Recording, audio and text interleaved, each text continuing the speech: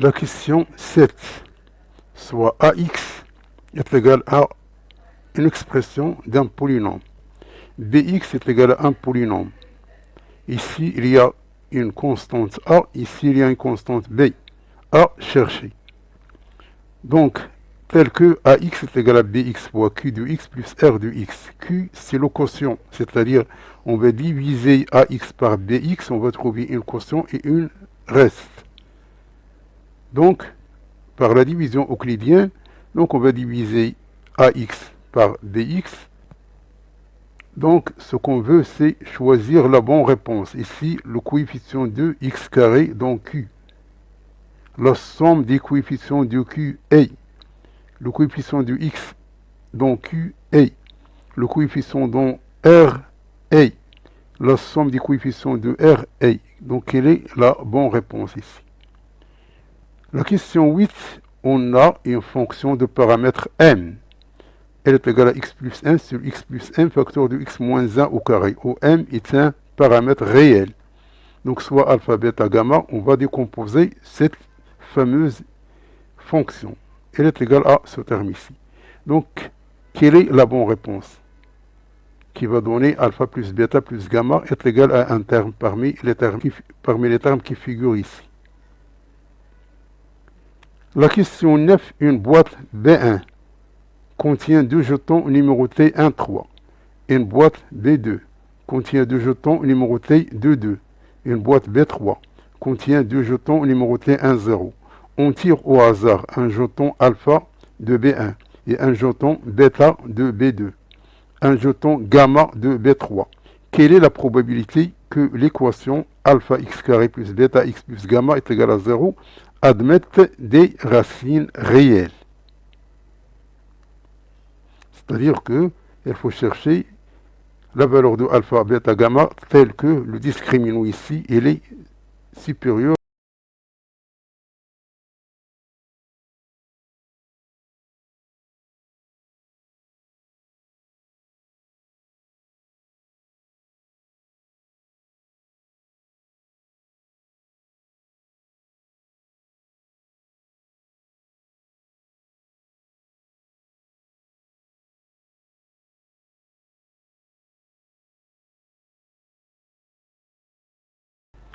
Donc on va diviser donc la division euclidienne de ce terme ici par x carré moins 3x plus b. Donc ça c'est facile, donc on va poser ici ça.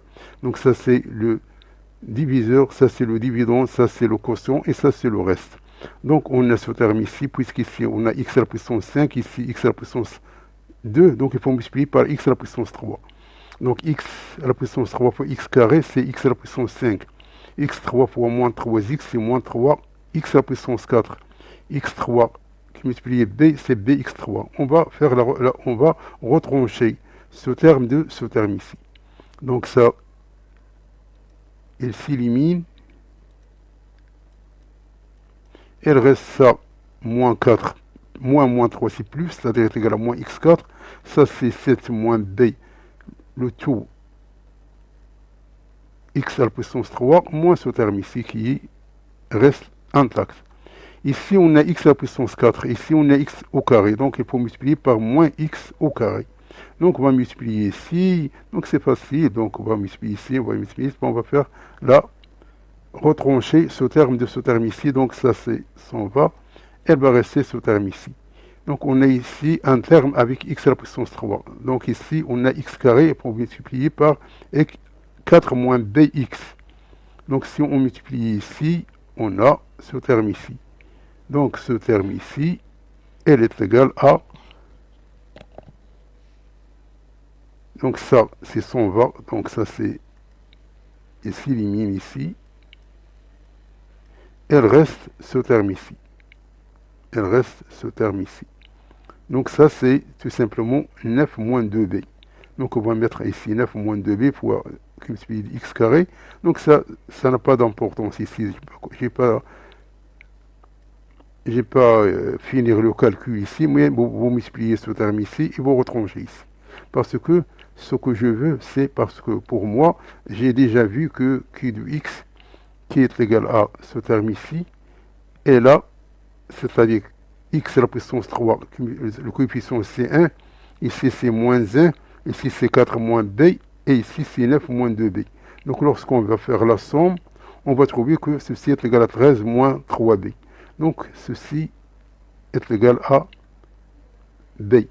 Donc c'est pour ça que je n'ai pas terminé le calcul. Donc puisque la réponse c'est 13 moins 3b. Mais ici, tout simplement, il faut multiplier ici, puis mettre ici, puis faire la soustraction. Pour moi, ça m'apparaît que ceci, ça répond à la question, c'est pour ça que j'arrête ici. Donc ceci donne la réponse C, B.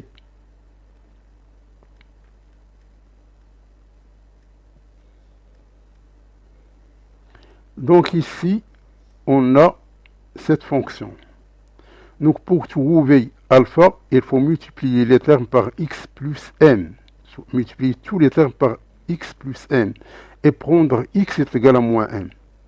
Donc lorsqu'on va multiplier tous les termes par x plus m, donc ici il se simplifie ici, il reste ce terme ici. Alpha, donc alpha, il reste alpha, puisqu'on va multiplier par x plus m, il reste alpha. Donc alpha, il est égal à ce terme ici, qui devient ceci, moins ce terme-là multiplié par x plus m, moins ce terme-là multiplié par x plus m. Lorsque x est égal à moins m, ce terme est égal à 0, ce terme est égal à 0, donc alpha, il est égal à moins m plus 1 sur moins m moins 1 au carré. C'est-à-dire est égal à moins m plus 1 sur m plus 1 au carré. Pour trouver bêta, il faut multiplier par x moins 1. Tous les termes par x moins 1 et attribuer à x la valeur infinie. Donc on va trouver que bêta est égal à ce terme-là. Lorsque x tend vers l'infini, ce terme est tend vers 0, puisque ici on a x, ici on a x carré. C'est-à-dire le plus grand exposant c'est x, ici le plus grand exposant c'est x au carré. Donc ça tend vers 0. Ça tend vers 1. On a x sur x, c'est 1, donc il reste moins alpha. Et ça, c'est tend vers 0. C'est-à-dire que bêta, elle est égale à moins alpha. Donc, bêta est égal à ce terme ici. Pour trouver gamma, il faut multiplier par x moins 1 au carré et attribuer à x la valeur 1. Donc, lorsque x est égal à 1, ce terme ici est égal à 2 sur 2 plus m. Ça est égal à 0. Et ça est égal à 0. C'est-à-dire que gamma, elle est égale à 2 sur m plus 1. Donc si on fait la somme, on a ce terme-là, plus ce terme-là c'est 0, puisque bêta est égal à moins alpha, c'est-à-dire bêta plus alpha égale à 0. Il reste tout simplement le terme 2 sur m plus 1 qui ne figure pas parmi les solutions ici. Donc la réponse c'est E, aucune réponse.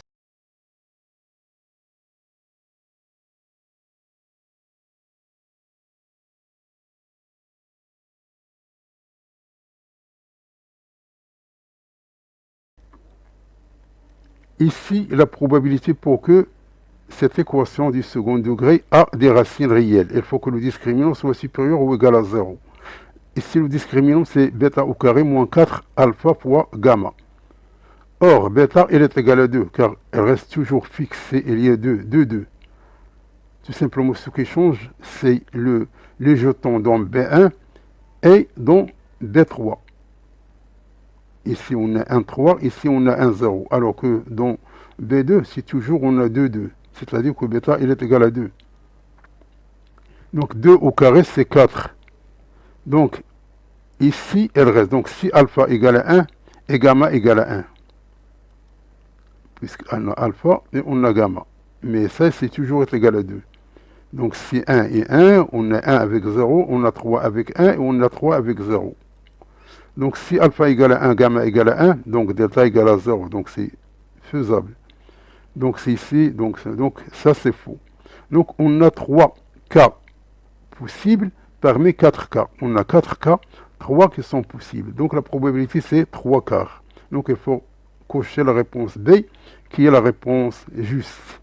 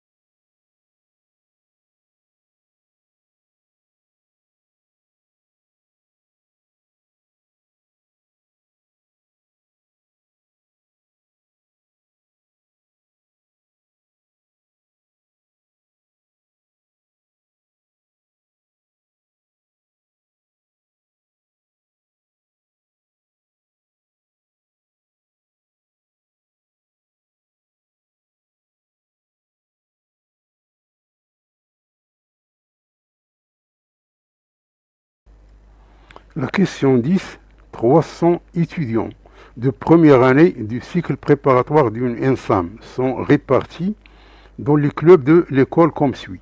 60 au club cybersécurité, dont 30% sont des filles, 90 au club industriel, dont 60% sont des filles, et 150 au club ENSAM Math, dont 72% sont des filles.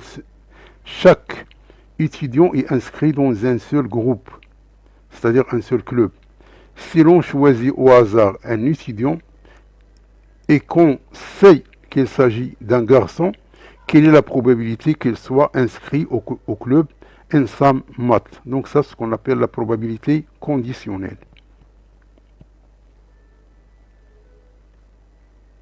La question 11, soit alpha, un élément de R, on considère la suite UN telle que E0 est égal à 0 et la suite de récurrente. Donc, on va intervenir une suite Vn qui est égale à Un moins 2 alpha au carré. Donc, quelle est la limite de la suite Un? De même manière, on a toujours une suite récurrente. Donc, on pose Vn est égal à ln de Un sur 4. Donc, la suite Vn est-il géométrique ou constante ou...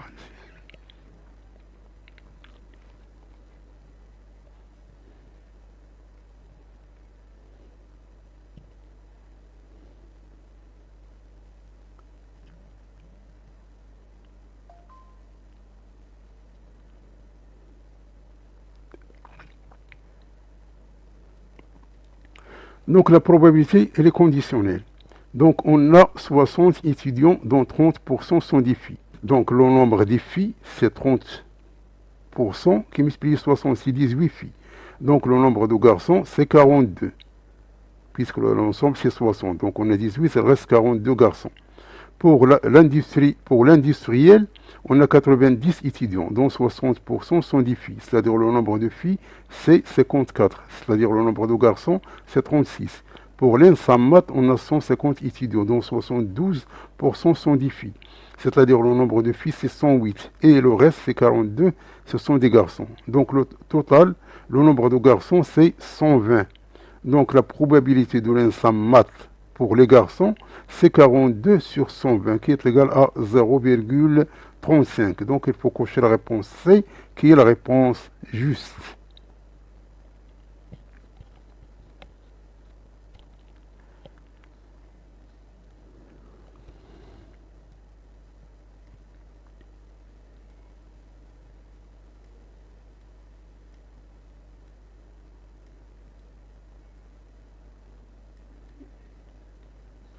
La question 11, on a eu 0, on a eu n plus 1 et on a Vn. Donc on va tout simplement calculer Vn plus 1 et voir sa liaison avec Vn. Donc Vn plus 1, c'est Un plus 1 moins 2 alpha au carré. On va remplacer Un plus 1 par son terme ici. Après calcul, on va trouver que ceci est égal à 1 demi Vn. C'est-à-dire que Vn plus 1, c'est une suite géométrique de raison Q égale à 1 demi et de premier terme V0 qui est égal à moins 2 alpha au carré, et de terme général, Vn est égal à V0, 1 demi à la puissance n. Donc Vn, elle est égale à ce terme, donc Un, elle est égale à ce terme, plus ce terme ici. Donc c'est ça Un. Donc lorsque 1 tend vers plus infini, puisque 1 demi il est inférieur à 1, donc ce terme est vers 0. Elle reste 2 alpha au carré. Donc la limite c'est 2 alpha au carré, donc il faut cocher la réponse B, qui est la réponse juste.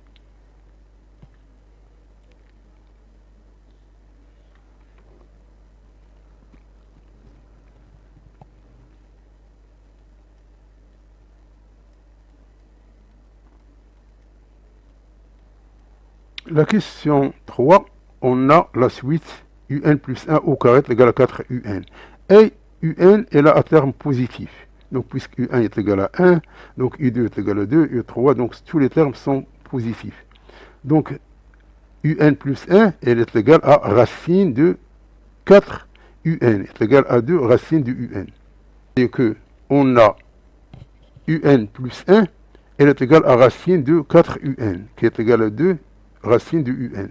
Donc Vn plus 1, elle est égale à Ln de Un plus 1 sur 4. On va remplacer Un plus 1 par son terme ici. Et tout simplement, donc, on va simplifier par 2. On va trouver ceci.